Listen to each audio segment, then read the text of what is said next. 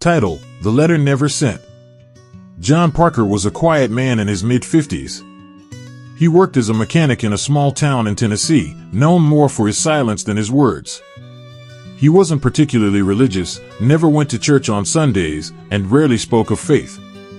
But everything changed the day his son, Ethan, was born. Ethan was different from other kids.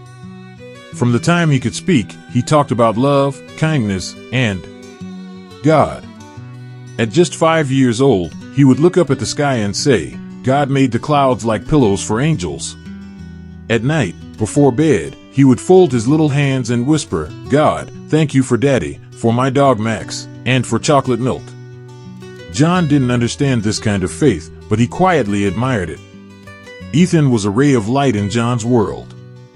Bright, curious, and always smiling, he loved to draw angels with big wings and hearts that glowed.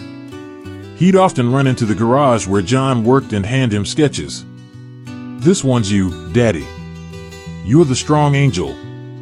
John would pretend to laugh, but inside, those drawings meant more to him than anything. Then, when Ethan turned 10, everything changed. What started as a fever became something far worse. After weeks of hospital visits, tests, and silent prayers John didn't even know how to say, the doctors finally told him the truth: Ethan had an aggressive form of leukemia. John's world cracked.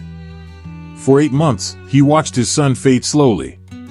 Ethan, always the hopeful one, never stopped smiling. He'd look up from his hospital bed and say, "Don't worry, Daddy. God's got me." John would nod, tears in his eyes, not knowing whether to scream or believe. On a rainy October morning, Ethan passed away peacefully, holding his father's hand. His last words were, "I love you, Daddy. I'll see you again."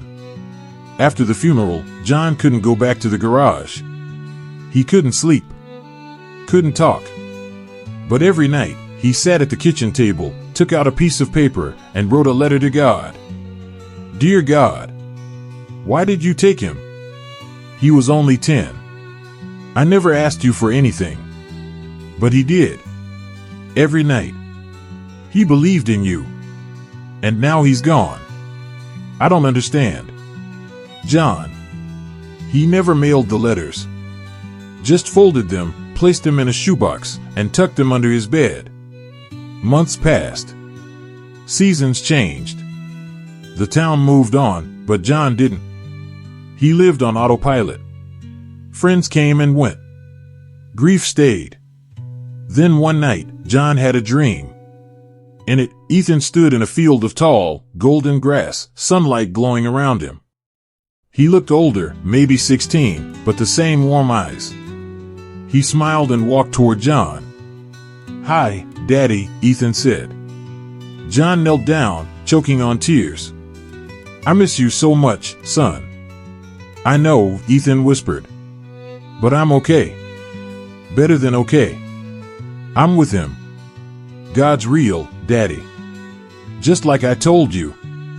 John touched his son's face. "I don't understand why you had to go." Ethan smiled. "Sometimes, we don't get answers. But we do get peace." Then, Ethan handed him a letter, one of the letters John had written to God. He read them, "Daddy." Every single one. John woke up in tears. But for the first time in months, he didn't feel broken. He got out of bed, opened the shoebox, and read his letters again. This time, he didn't feel like they were unanswered.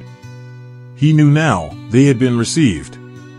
Lesson: sometimes we cry out to God and feel like no one hears us.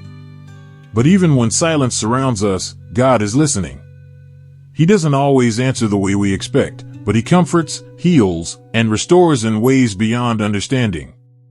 And sometimes, the smallest voices, like Ethan's, carry the deepest truths. God's got me.